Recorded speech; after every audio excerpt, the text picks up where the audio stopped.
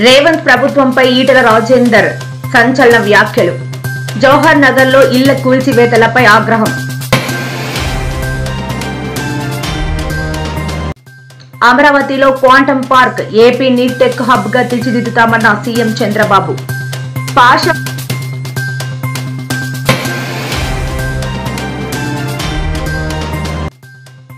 ఘటనపై సీఎం రేవంత్ దిగ్భ్రాంతి.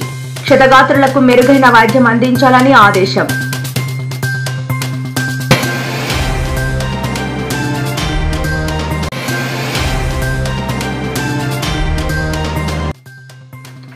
నారా లోకేష్ కు కొత్త పేరు పెట్టాను అంటూ సంచలన వ్యాఖ్యలు చేసిన వైసీపీ మాజీ మంత్రి గుడివాడ అమర్నాథ్.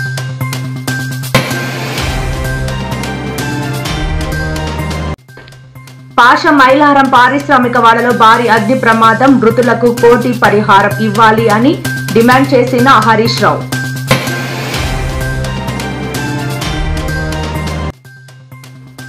న్యూస్ రీడర్ స్వేచ్ఛ ఆత్మహత్య కేసు తెరపైకి. పూర్ణచందర్ భార్య పూర్ణచందర్ ను బ్లాక్ మెయిల్ చేసిందని వెల్లడి.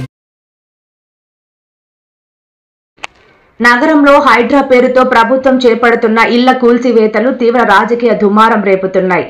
ఈ కూల్చివేతలపై మల్కాజ్గిరి ఎంపీ బీజేపీ నేత ఈటల రాజేందర్ ఈ రోజు రేవంత్ రెడ్డి ప్రభుత్వంపై తీవ్ర స్థాయిలో విరుచుకుపడ్డారు. జవహర్ నగర్ లో పర్యటించిన ఆయన పేద ప్రజల ఇళ్లను కూల్చివేయడంపై తీవ్ర ఆగ్రహం వ్యక్తం చేశారు. ప్రభుత్వ తీరును నిరసిస్తూ ఘాటైన వ్యాఖ్యలు చేశారు. బంజారా హిల్స్ వంటి ఖరీదైన ప్రాంతాల్లో ఎకరాకు 50 కోట్ల నుంచి 100 కోట్లు విలువ చేసే భూములను కాంగ్రెస్ నాయకులు కబ్జా చేశారని ఆయన ఆరోపించారు. 60 గజాలలో ఇల్లు కట్టుకుంటోడు ఉన్నోడా లేనోడా మూర్ఖుల్లారా కనబడతలే అని చెప్పి అడుగుతున్నా. ఇంత మా ప్రభాకర్ ఒక మాట చెప్పిండు. బంజారా హిల్స్లో ఒక్కొక్క ఎకరం 50 కోట్లు 60 కోట్లు 100 కోట్లు గా భూములని నీ పార్టీ నాయకులు డబ్బున్నోళ్ళు కలిగినోళ్ళు ఇవాళ అధికారంలో ఉన్నోళ్ళు ఆక్రమించుకుంటే దాన్ని రెగ్యులరైజ్ చేయడానికి ఇంతకుముందు చెప్పినట్టుగా జీవో నంబర్ 58 జీవో నంబర్ 59లో వన్ ల్యాండ్ 6 ఎకరాలు ఉంటుంది.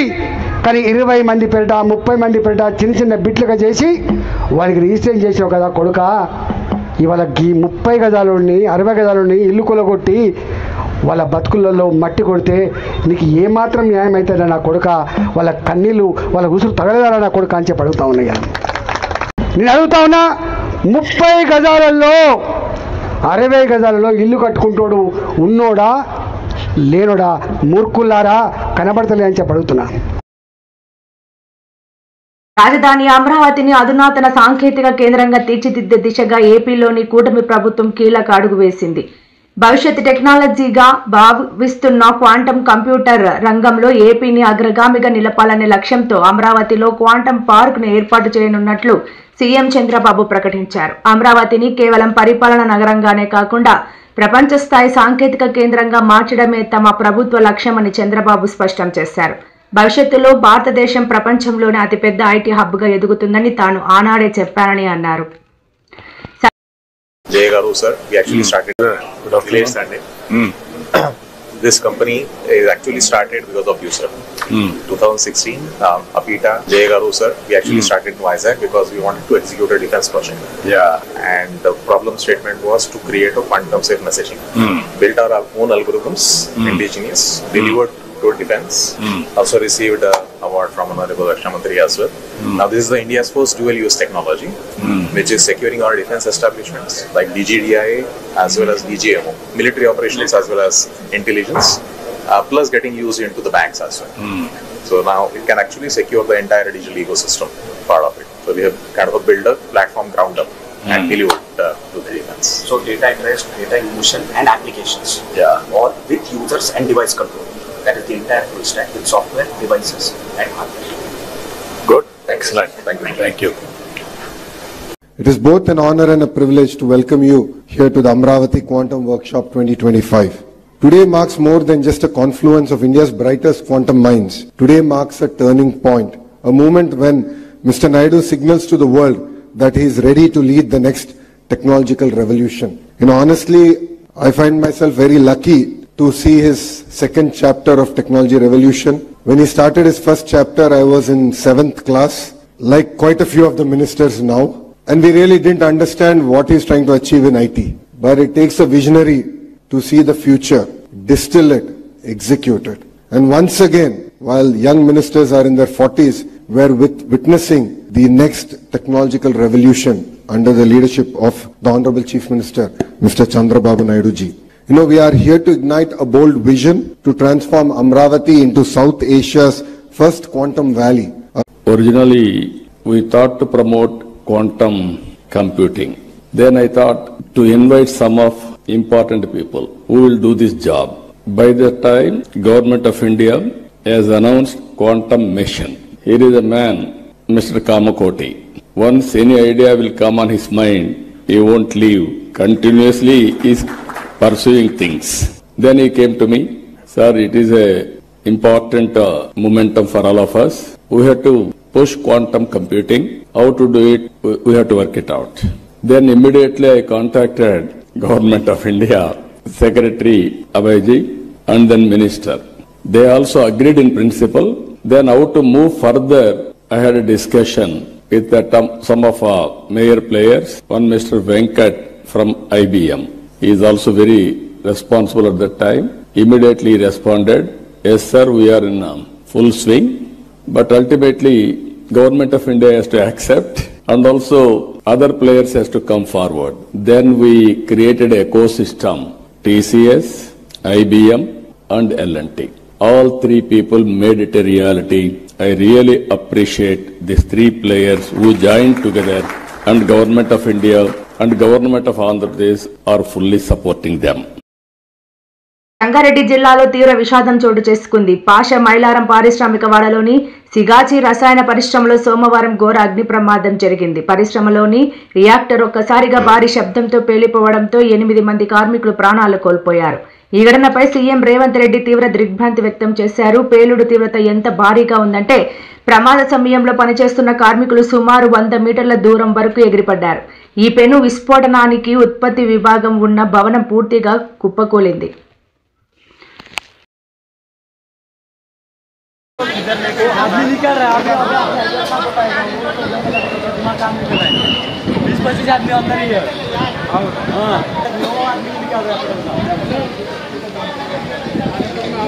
अंदर 20-25 आदमी अंदर। कौन सा रूम में? वो फिल्टर प्रेस में। फिल्टर प्रेस में हॉस्पिटल, प्रणाम हॉस्पिटल नहीं तो काकातिया में भर्ती करवा जो भी है।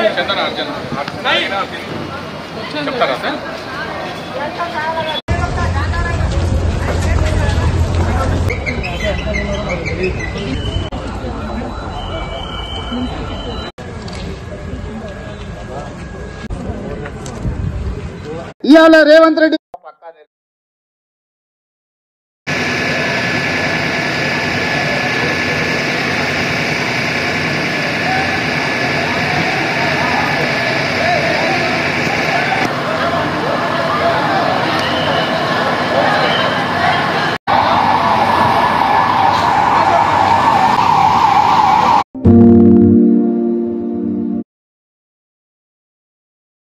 పాష మైలారం పారిశ్రామిక వాడలో జరిగిన అగ్ని ప్రమాద ప్రదేశాన్ని స్థానిక ఎమ్మెల్యే చింతా ప్రభాకర్ ఇతర నాయకులతో కలిసి మాజీ మంత్రి హరీష్ రావు సందర్శించారు. ఈ సందర్భంగా జిల్లా కలెక్టర్, ఎస్పీ, ఎన్డీఆర్ఎఫ్ బృందాలతో మాట్లాడి అక్కడ అందిస్తున్న సహాయక చర్యల గురించి తెలుసుకున్నారు. మీడియాతో మాట్లాడుతూ చనిపోయిన కుటుంబాలకు ₹1 కోటి ఎక్స్ గ్రేషియా, క్షతగాత్రులకు మంచి వైద్యం అందించి 50 లక్షలు ఎక్స్ గ్రేషియా ఇవ్వాలని మాజీ మంత్రి డిమాండ్ చేశారు.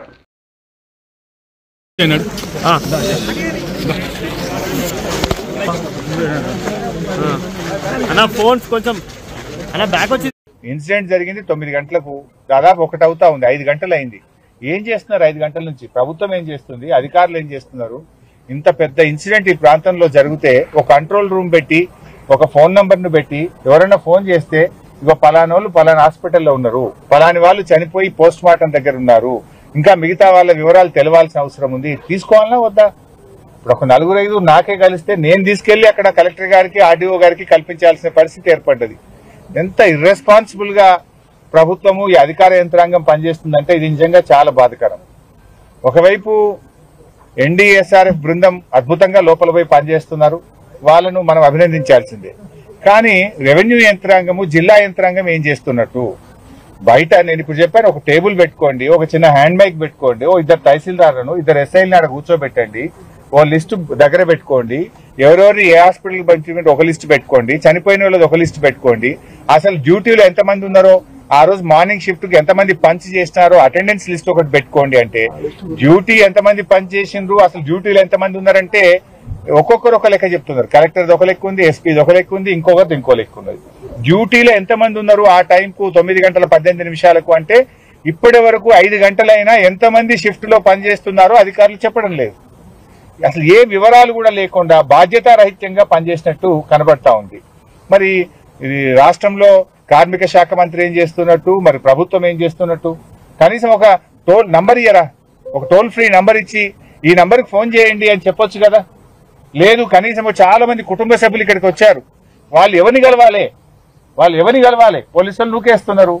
మా బావ ఏమైంది, నా భర్తకి ఏమైంది, నా బావమర్దికి ఏమైంది, మా తమ్మునికి ఏమైంది అని ఏడుస్తున్నారు. వాళ్ళు ఎవరిని కలవాలి, ఎక్కడ కలవాలి? కనీసం ఒక కంట్రోల్ రూమ్ పెట్టరా, ఒక ఇద్దరు తహసీల్దార్లను కూర్చోబెట్టే బాధ్యత లేదా మీకు?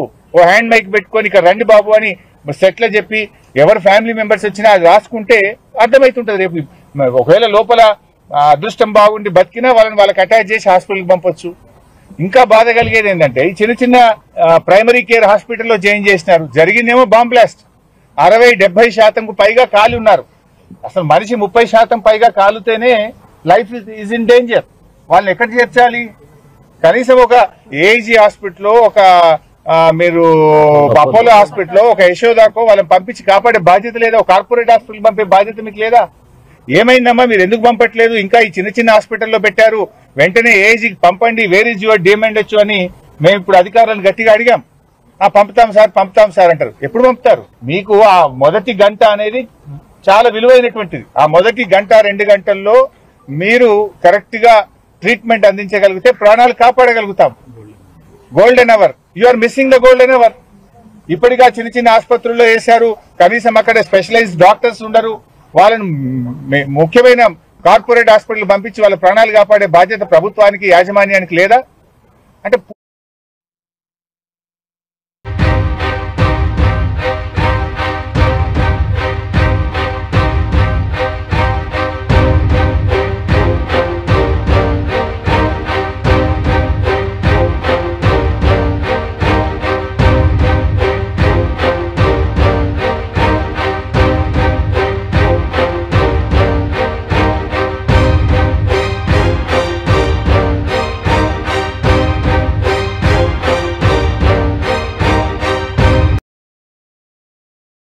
గత ప్రభుత్వంలో అమర్నాథ్ను గుడ్డు మంత్రి అంటూ టీడీపీ నేతలు విమర్శలు చేసిన విషయం తెలిసిందే. అయితే ఈ కామెంట్స్ కు అమర్నాథ్ ఇప్పుడు సమాధానం చెప్పారు. యువతకి ఉద్యోగాల గురించి అడిగితే శోభనం రోజే పిల్లలు పుట్టేస్తారా అని లోకేష్ వెటకారం చేస్తూ ట్వీట్ చేశారని మాజీ మంత్రి అమర్నాథ్ మండిపడ్డారు. మరి తాను మంత్రిగా ఉన్నప్పుడు పెట్టుబడుల గురించి మాట్లాడుతూ చెప్పింది ఇదే కదా అని గుర్తు చేశారు. మరి ఈరోజు మనం శోభనం లోకేష్ అని పిలవాలి కదా అని నిలదీశారు. తాను గుడ్డు కథ చెప్తే తప్పు కానీ లోకేష్ శోభనం కథ చెప్తే తప్పు కాదా అని గుడివాడ అమర్నాథ్ ప్రశ్నించారు. చివరికి చెప్పింది ఏంటంటే, నిన్న ఈ సంవత్సర కాలంలో 10 లక్షల కోట్ల రూపాయలు పెట్టుబడులు వస్తే 8 లక్షల మందికి ఉపాధి కల్పించేస్తామని చెప్తున్నాడు. నిన్న ఈరోజు ఈ లెక్కలన్నీ తీసి చూసి నిన్న పత్రికా సమావేశం అయితే పత్రికా సమావేశంలో అడిగా, మీరు అన్నీ వచ్చేస్తా అన్నారు కదా, ఇప్పటి వరకు ఉద్యోగాలు ఇవ్వలేదు కదా, ఎవరికి ఉద్యోగాలు ఇవ్వకుండా అప్పుడే వచ్చేస్తాయని ఎలా చెప్తున్నారు? తెలుగుదేశం పార్టీ నాయకులు, ముఖ్యమంత్రి, ఆయన కొడుకు అందరూ ఎలా చెప్తున్నారంటే, తెలుగుదేశం పార్టీ నుంచి ఒక కౌంటర్ ఇచ్చారు. ఆ కౌంటర్ ఏమని ఇచ్చారు? పెళ్ళి అయిపోద్ది, శోభనం అయిద్ది, శోభనం రోజు పిల్లలు పుట్టేస్తారా అని అడిగాడు. ఎవడు శోభనం రోజు పిల్లలు పుట్టేస్తారా అని అడిగాడు. మరి నేను మంత్రిగా ఉన్నప్పుడు కూడా అదే అడిగాను కదా. ఏమడిగాను? నన్ను ఒక పత్రికా సమావేశం అవుతున్నప్పుడు ఎక్కడో బయట కార్యక్రమంకి వెళ్తే నన్ను అడిగారు, సార్ ఇన్ని లక్షల కోట్లు అన్నారు కదా, 13 లక్షల కోట్ల రూపాయలు పెట్టుబడులు అన్నారు కదా, ఎప్పుడు వస్తాయంటే కోడి గుడ్డు పెడుతుంది కానీ కోడిని పెట్టదు కదా అన్నా. మరి నేను చెప్పింది తప్పుందా? అప్పటి నుంచి నన్ను గుడ్డు అమర్నాథ్ అని పిల్లడం మొదలుపెట్టారు. మరి ఈ రోజు నుంచి నేను శోభనం లోకేష్ అని మనం కూడా పిలవాలి కదా.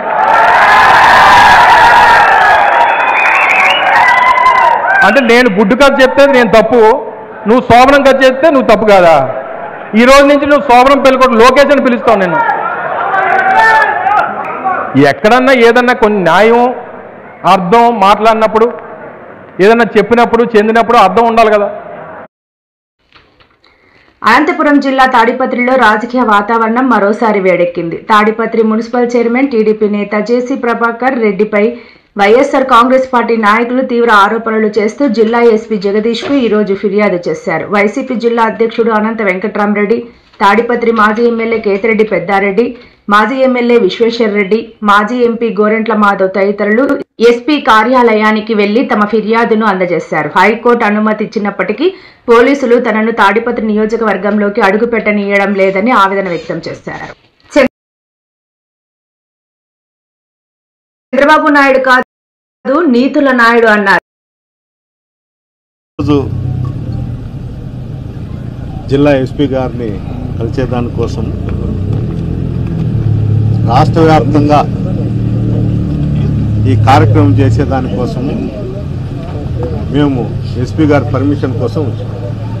తాడిపత్రి కాన్స్టిట్యున్సీలో రాష్ట్రంలో ప్రతి ఒక్కరు కూడా ఇచ్చిన హామీలు నెరవేర్చలేదని దానిపైన ప్రజలకు తెలియజేసేదానికోసం పర్మిషన్ కావాలని అడగడం జరిగింది.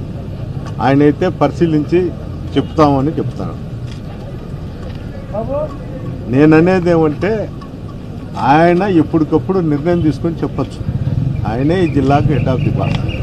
ఆయన ఏంటికి డ్రాగన్ చేస్తున్నాడో ఏంటికో నాకు అర్థం కావడం లేదు. కానీ ఇంకా ఏమన్నా అతను ఇంకా ఎవరితోన్నా చర్చించిన తర్వాత ఏమన్నా చెప్తాడేమో వేచి చూడాల.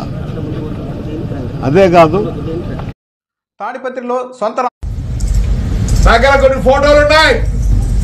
మా కార్యకర్తలు ఏమంటారు, మేము తొందరలో వస్తాం, రఫా రఫా రఫా రఫా మేము జైలు కట్టేయాలి.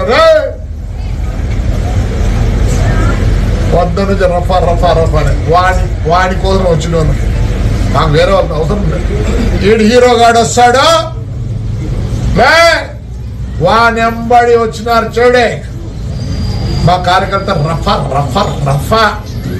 ఏం చేస్తారా, మేమే సరెండర్ అవుతామంటున్నారు, మేమే సరెండర్ అవుతామంటున్నారు. వాని దగ్గర వచ్చి వానికి సాయం చేసిన కదా మేము రఫా రఫానే మా కార్యకర్తలు అంటున్నారు.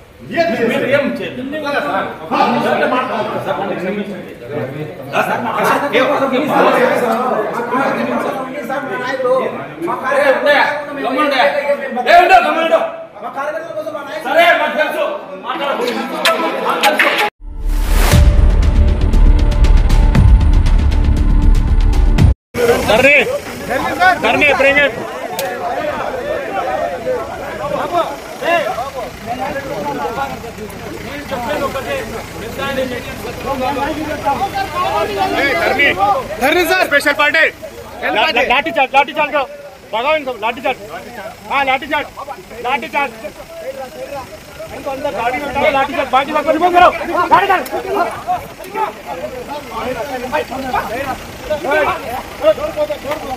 उधर से बैठो, एक उधर से बैठो, इधर से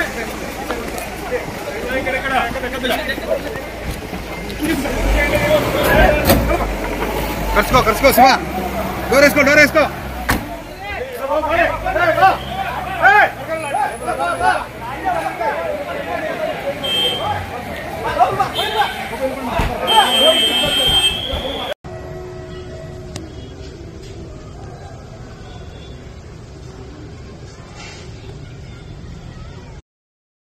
జగదీష్ రెడ్డి మహా టీవీ మీద దాడి జరిగిందని ఖండించిన నీతుల నాయుడు డెక్కన్ క్రానికల్ మీద టీడీపీ కార్యకర్తలు దాడి చేసినప్పుడు ఎక్కడికి పోయాడు అని నిలదీశారు. మా పిల్లల నిరసన పూర్తి కాకముందే నీతుల నాయుడుకు ఎలా తెలిసింది? ఎలా అంటే మహా న్యూస్ కూడా నీతుల నాయుడుదే కదా అని ఫైర్ అయ్యారు. చిత్రగుప్త ఛానల్ మీద దాడి చేసిన బీజేపీ వాళ్ళు కూడా నీతులు మాట్లాడుతున్నారు. ఎవరైనా నెత్తి పగిలిందా, కాలు చెయ్యి విరిగిందా, దాడి అని ఎలా అంటారు అని పేర్కొన్నారు మాజీ మంత్రి శ్రీనివాస్ గౌడ్. మీ అమ్మనో మీ అక్కనో మీ చెల్లినో ఇట్లా పిలిచిందని చూపిస్తే నువ్వు ఊరుకుంటావా? తెలంగాణలో రాళ్లతోనే కాదు, అసలు యాక్చువల్ గా ఆడవాళ్ళ జోలికి వస్తే తలలు నరుకుతారు రా భయ్, తలలు నరికేస్తారు, నాలుకలు కోసేస్తారు. తెలంగాణలో బిడ్డ మా చెల్లెల మీద అపాడం వేస్తావా, మా అక్క మీద అపాడం వేస్తావా, మా అమ్మ మీద అపాడం వేస్తావా, కొడుక చూసినవారా కొడుక రారా అని తలకాయని పడకార వాటి గీసి రపరప కోసి పాడేంటారు, లేకపోతే నరికి పాడేంటారు. అవి చేసి తెలంగాణలో ఏదో రాయి వేసినంత మాత్రం నువ్వు అర్థం మరిగిపోయింది భయ్. కానీ తెలంగాణ గుండె కలిగిపోలేదా? ఏ ఆడవాళ్ళైతే మీరు చూపిస్తున్నారో, ఏ ఆడపిల్లలైతే రమ్మన్నాడు పోయిండు చూసింది బదిలిస్తే పండుకునే ఏదో మాట్లాడుతున్నారో, మరి మీ అక్కనో చెల్లెనో చూపించున్నా మరి నీకెంత బాధ అయితే తెలుస్తుంది? ఆడవాళ్ళ జోలికి రాకుండా నువ్వు మాట్లాడు, ఆడవాళ్ళ జోలి లేకుండా నువ్వు ఏదైనా దమ్ముంటే ఎదుర్కోవడానికి ఎవరే కానీ ఆడవాళ్ళ మీద నీచాతి నీచంగా చూపిస్తే తెలంగాణ సమాజం నడపాలి సహించదు. మీరు పడుతూ నింటది ఒక పూట ఉపాసం ఉంటారు కానీ ఇలాంటి చెడ్డది కుటుంబ సభ్యుల ఆడవాళ్ళ మీద వచ్చిందంటే ఎవరు ఊరుకోండి తెలంగాణలో. మీకు అలవాటు. మీరు తెలంగాణలో బీఆర్ఎస్ అరాచకం. ఒక నేర చరిత్ర ఉన్న వ్యక్తి తనే ముఖ్యమంత్రి అయి తనే హోంమంత్రి అయి ఆ పీఠం మీద కూర్చుంటే ప్రజల కనీస హక్కులు ఏ విధంగా కాలరాయబడుతున్నాయి? చాలా నీతి సూత్రాలు మాట్లాడుతున్నారు. ఒక్కడొక్కడు ఎక్కడి నీతులు చెప్తున్నారు. అబ్బా అబ్బా అబ్బా అబ్బా, హరిశ్చంద్రులకు అన్నలైనరు, రాముల వారికి అన్నలైనరు ఒకడొక్కడు. మీ భాగవతాలు, మీ సక్కదనాలు, మీడియా పట్ల మీకున్న గౌరవాలు ఏమని తగలబెట్టించారు డక్కన్ క్రానికల్ ఆఫీస్ని? నిన్న నీతి సూత్రాలు వల్లించటానే కదా డక్కన్ క్రానికల్ ఆఫీస్ని తగలబెట్టించింది. ఎందుకు ఆంధ్రప్రదేశ్లో ఇవాళ ఇంకా దాడులు జరుగుతున్నాయి? ఒక ఛానల్ని మొత్తమే నిషేధం పెట్టి రాణిస్తలేరు నీతుల నాయుడు గారు. 2 నిమిషాల్లోనే తెలిసింది నీకు, ఇక్కడ పూర్తి కాకముందే, మా పిల్లల నిరసన పూర్తి కాకముందే తెలిసేసింది నీకు సమాచారము. ఎట్లా తెలిసింది? నీది కాబట్టి, జరుగుతున్నదంతా నీది కాబట్టి, నీ నీడలో నడుస్తుంది కాబట్టి, నీ డైరెక్షన్లో నీ కన్సర్న్లో నడుస్తుంది కాబట్టి తెలిసింది ఆ నిమిషంలో. మా తెలంగాణలో చాలా జరిగినాయి దాడులు, మరి మా వాళ్ళ మీద తెలవలేదు. ఎక్కడి నీతులు? ఇవ్వది క్రానికల్, డెక్కన్ క్రానికల్ మీద నీ కండవ కప్పుకొని చేసిన దాడి. లెస్స నీతులు ఎందుకు? ఆయన ఎవరో పవన్ కళ్యాణ్ అట పాపం, వారు నీతులు చెప్తారు. ఈ బీజేపీ వాళ్ళు పాపం వాళ్ళైతే ఇంకా హంతకుడే మళ్ళీ సావుకాడికి వచ్చి ఏడ్చినట్టుంటే వాళ్ళ ముచ్చట. ఏదో నీకు మాట్లాడలేదు అన్నాడు పిల్లగాడు చిత్రగుప్త ఛానల్ అని, బండి సంజయ్కి మాట్లాడరాలేదు అన్నాడు. నిజమే, నీ మాట అర్థం కాక తత్తరపిత్తర నుండి వాళ్ళు అన్నాడేమో. దాడి చేసి దాన్ని క్లోజ్ చేయించింది కనుక ఈ శాంతి బహుమతులు పొందిన వాళ్ళు మునగాని వీళ్ళంతా నోబెల్ శాంతి బహుమతులు పొందిన మునగాని వీళ్ళు మాట్లాడతారు మీడియాల గురించి. ఒక్కడొక్కడు యాడికి పోయి మీ భాగవతాలు అన్నీ అట్టే ఉంటాయి, రికార్డ్ అయి ఉంటాయి ప్రతిదీ కూడా. టెర్రరిస్టులు మిలిటరీ డ్రెస్ వేసుకొని వచ్చి కాల్చినట్టు మీడియా ముసుగేసుకొని స్లాటర్ హౌస్లు పెట్టుకొని వచ్చి మమ్మల్ని కాల్ చేస్తున్నారు. వాళ్ళ గురించే మాట్లాడుతున్నాం. చాలా నీతి సూత్రాలు మాట్లాడుతున్నారు. ఒక్కడొక్కడు ఎక్కడి నీతులు చెప్తున్నారు. అబ్బా అబ్బా అబ్బా అబ్బా, హరిశ్చంద్రులని బండి సంజయ్కి మాట్లాడరాలేదు. ఒక్కడొక్కడు చంద్రబాబు నాయుడు శిష్యులైనటువంటి రేవంత్ రెడ్డి ఒకవైపు అయితే, మరోవైపు అనేక మంది శిష్యుల్లో ఒకడైనటువంటి మహా ఛానల్ వంశీ కూడా చంద్రబాబు నాయుడు లైన్ లో ఇవాళ తెలంగాణలో చిచ్చు పెట్టే ప్రయత్నం చేస్తా ఉన్నాడు. దీన్ని తీవ్రంగా ఖండిస్తా ఉన్నాం మేము. ఇవాళ వంశీ చేసేటువంటి దుర్మార్గమైనటువంటి ప్రకటనలు కావచ్చు, ఆయన వ్యూస్ ని న్యూస్ లాగా చదవడం కావచ్చు, ఇవాళ ప్రపంచానికి వదులుతున్నటువంటి న్యూస్ ఏదైతుందో అదంతా కూడా అధికారులు బాధ్యతగా చేయాల్సినటువంటి విచారణ మేము డెఫినెట్ గా వెల్కమ్ చేస్తా ఉన్నాం. అనేక విచారణలు ఇష్టం వచ్చినట్టుగా మా మీద అప్రతిష్ట పాలు చేసేటువంటి విచారణలు జరుపుతున్నా మేము గౌరవంగానే ఉన్నాం. ఎట్టి పరిస్థితులు కూడా మేము డీవేట్ కాదలుచుకోలేదు. ప్రజలకు ఇచ్చినటువంటి హామీలని నెరవేర్చమని చెప్పడానికి మేము పోరాటం చేస్తున్నాం. కానీ ఇచ్చిన హామీలను పక్కకు పెట్టేసినటువంటి ఈ ప్రభుత్వం ఇటువంటి ఎల్లో జర్నలిజం చేస్తున్నటువంటి కొంతమంది వ్యక్తులను ప్రోత్సహించి తద్వారా మా నాయకత్వం మీద అవమానకరమైనటువంటి పోస్టింగ్లు పెట్టడాన్ని తీవ్రంగా ఖండిస్తా ఉన్నాం. సరిగ్గా నేను చెప్పినటువంటి మహా న్యూస్ వంశీ అనేటువంటి ఒక రిపోర్టర్ చేసినటువంటి దుర్మార్గమైనటువంటి పనుల ద్వారా ఇవాళ తెలంగాణలో ఒక అస్థిరమైనటువంటి పరిస్థితి, తెలంగాణలో ఒక గందరగోళమైనటువంటి పరిస్థితి. నేను ఇవాళ అడుగుతున్నాను మహా న్యూస్ వంశీని, నువ్వు పెట్టినటువంటి థంబ్నెయిల్ అన్ని కూడా నిన్న దాడి జరగంగానే ఎందుకు నీ టీవీ నుంచి మాయమైనాయి, ఎందుకు నీ పోర్టల్ నుంచి మాయమైనాయి, నీ ఛానళ్ళకెళ్ళి ఇవన్నీ ఎందుకు మాయం చేసినావు మేము ఇవాళ అడుగుతా ఉన్నాం. నిన్న మొన్నటి దాకా మా పార్టీ వర్కింగ్ ప్రెసిడెంట్ గారిని పట్టుకొని నోటికొచ్చినట్టుగా నీ కడుపులో ఉన్నటువంటి గ్యాస్నంతా కూడా, నీ దుర్మార్గమైనటువంటి మాటలన్నీ కూడా, నీకిష్టం లేని తెలంగాణ వచ్చిందనేటువంటి ఒక అక్కసు నీ కడుపులో ఉంది కాబట్టి ఆనాడు తెలంగాణ వద్దని ఆంధ్ర చేయాల్సినటువంటి విచారణంతా కూడా మహా టీవీలో కూర్చొని నువ్వు చేస్తుంటే ఇవాళ లక్షలాదిగా ఉన్నటువంటి కేటీఆర్ గారి అభిమానులు ఎట్లా ఊరుకుంటారు? స్వేచ్ఛ సూసైడ్ కేసు మరో మలుపు తిరిగింది. ఈ మేరకు మీడియాకు షాకింగ్ వీడియో విడుదల చేశారు పూర్ణచందర్ భార్య స్వప్న. స్వేచ్ఛ కూతురు మా ఆయన మీద వేస్తున్న నిందలు చూసి నేను తట్టుకోలేకపోతున్నానని పేర్కొన్నారు.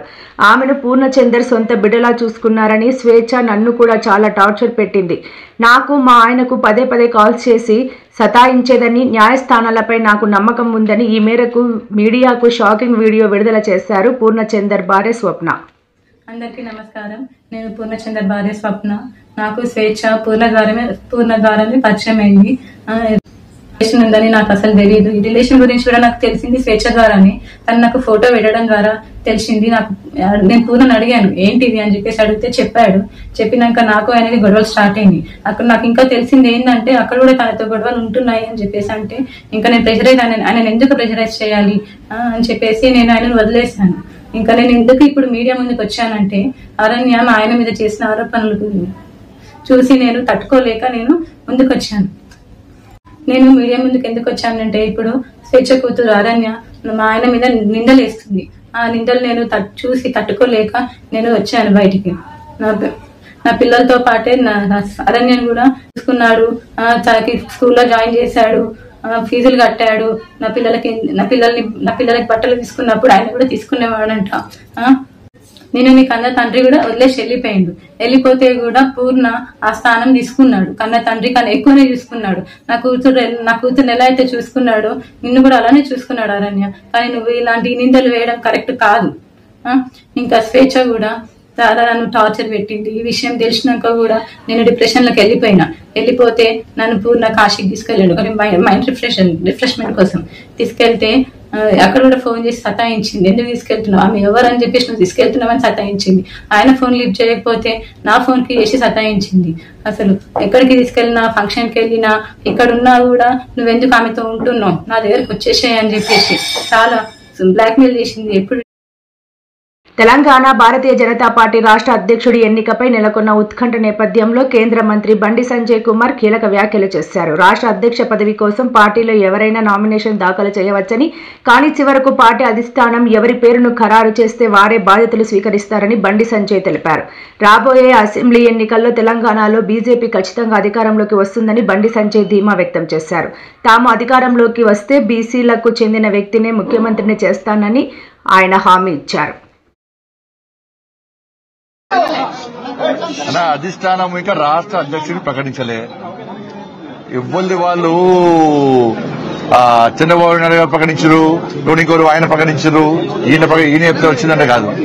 రాష్ట్ర అధ్యక్షుడిని అధిష్టానము అందరికీ నామినేషన్ వేస్తారు. నామినేషన్ అయితే ఎవరిని అధ్యక్షుడు ఉండాలో అధిష్టానం నిర్ణయిస్తుంది. అందరి అభిప్రాయాలు తీసుకొని అధిష్టానం నిర్ణయిస్తుంది. అధిష్టానం తీసుకుంటున్నాక అందరు కట్టుబడి ఉంటాం. ఈ భారతీయ జనతా పార్టీలో ఈ మధ్య కొత్తగా స్టార్ట్ అయింది. నాకు ఈ మధ్య కొత్తగా స్టార్ట్ అయింది. ఈ సోషల్ మీడియాలో ఉల్టా పోస్ట్ పెట్టి చూడు, లేకుంటే వేరే పార్టీలు చేస్తుంటారు అందరూ. చంద్రబాబు నాయుడు గారు లేకుంటే ఇంకో నాయకుడు చెప్తే అధ్యక్షుని పెట్టేటువంటి పార్టీ భారతీయ జనతా పార్టీ కాదు. మీ అధ్యక్ష ఎన్నికలో చంద్రబాబు వస్తాం లేదా? ఇప్పుడు అన్ని ఫాల్తు మాటలు అంటారు వాటిని. ఎవరు సోషల్ మీడియా పడుతున్నారు, నేను కూడా చూసినాను. అధ్యక్షుని కోసము అధ్యక్షుని బాధ్యత కోసం ఎవరైనా అడగచ్చు. అడగడంలో ఎలాంటి తప్పు లేదు. వాళ్ళకు రావాలని కోరుకోవడంలో కూడా ఎలాంటి తప్పు లేదు.